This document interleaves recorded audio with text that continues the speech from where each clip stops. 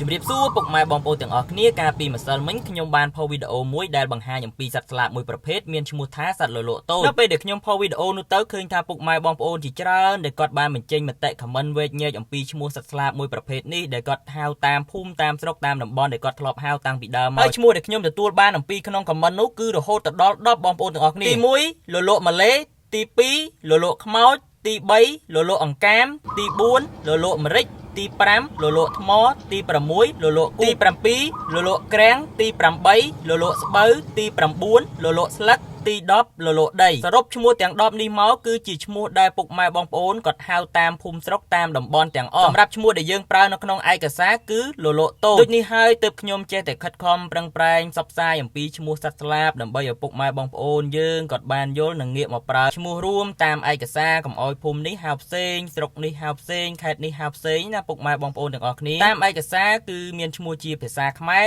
មានឈ្មោះជាភាសាអង់គ្លេសនិងឈ្មោះជាវិទ្យាសាស្ត្រនឹងបានបញ្ជាក់អំពីលក្ខណៈជីវសាស្ត្ររបស់សត្វនិងការរស់នៅរបស់វាផងដែរហើយមុននឹងដល់ទីបញ្ចប់ក៏សូមអធិស្ឋានពុកម៉ែបងប្អូនទាំងអស់គ្នាដោយសារតែខ្ញុំអត់បានតបខមមិនហើយបើការតបក៏មានការយឺតដែរដោយសារតែខ្ញុំជាប់ទៅថតសត្វមុំតែវិលមកវិញកាត់វីដេអូបញ្ចូលសំឡេងហើយដើម្បីធ្វើការផុសបន្តទៀតសូមអរគុណពុកម៉ែបងប្អូនទាំងអស់គ្នាសម្រាប់ការតាមដានទស្សនា